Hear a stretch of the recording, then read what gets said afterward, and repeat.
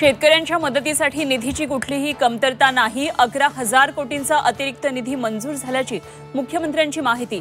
40 लाख शेतकऱ्यांच्या खात्यात पैसे जमा। 15 दिवसात सर्व शेतकऱ्यांना पैसे मिळणार असल्याचं आश्वासन। वसंतदादा शुगर इन्स्टिट्यूटच्या चौकशीचे कुठलेही आदेश नाहीत। मुख्यमंत्र्यांचं स्पष्टीकरण। पैसे खर्च कुठे झाले याची फक्त माहिती मागवली। काही जण उगाच अन्याय झाल्याचं ओरडतात। फडणवीसांचं वक्तव्य। मुंबई महापालिकेत भाजपला व्हायचंय मोठा भाऊ। जागा वाटपात जास्त जागा स्वतःकडे घेण्याचा प्रयत्न। यंदा जागा वाटपात कमीपणा नको। भाजप पदाधिकाऱ्यांची भूमिका। मुंबई गिळायला आलेला अॅनाकोंडा। उद्धव ठाकरेंच्या शहांवरच्या टीकेला बावनकुळे शिंदेंचं प्रत्युत्तर।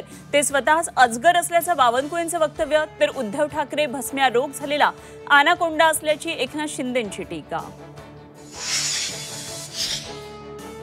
आदित्य ठाकरेंनी राहुल गांधी होणं टाळावं। मतचोरी प्रेझेंटेशनवरून मुख्यमंत्री फडणवीसांचा टोला। माजी खासदार हिना गावित आज भाजपमध्ये पुन्हा घर वापसी करणार। प्रदेशाध्यक्ष रवींद्र चव्हाणांच्या उपस्थितीत प्रवेश होणार। हिना गावित यांनी भाजपचा राजीनामा देऊन अपक्ष म्हणून लढवली होती विधानसभा निवडणूक।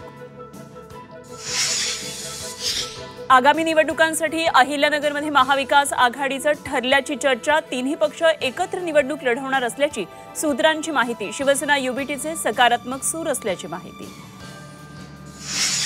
रवींद्र धंगेकर नवनाथ बन यांच्या ट्विटरवर धंगेकर यांच्याकडून बन यांचा डोरेमॉन असा उल्लेख। तर मी डोरेमॉन तर तुम्ही बावळट नोबिता। बन यांचं प्रत्युत्तर। एकनाथ खडसेंच्या जळगावातल्या मुक्ताई निवासस्थानी मध्यरात्री चोरी। दरवाजाचं कुलूप तोडून चोरटे शिरले घरात। चोरांचं सीसीटीव्ही फुटेज समोर। रायगडमध्ये आधार नोंदणी केंद्र वितरणात घोळ। आपलं सरकार सेवा केंद्र चालकांची तक्रार। जिल्हाधिकाऱ्यांची घेतली भेट। 5 पात्र अर्जदारांना डावलल्याचा आरोप। जिल्हाधिकाऱ्यांकडून कारवाईचं आश्वासन। लाडकीसाठी एका वर्षात 43,000 कोटींचा खर्च। आरटीआयमधून लाडकीवरील एका वर्षाचा खर्च समोर। लाभार्थी संख्या कमी न झाल्यास तिजोरीवर ताण। सोन्या चांदीच्या दरामध्ये मोठी घसरण। सोनं 3,500 स्वस्त। सोन्याचा दर प्रतितोळा 1,22,000 तर चांदी 6,000 गडगडली। सध्या चांदीचा भाव जीएसटीसह 1,48,000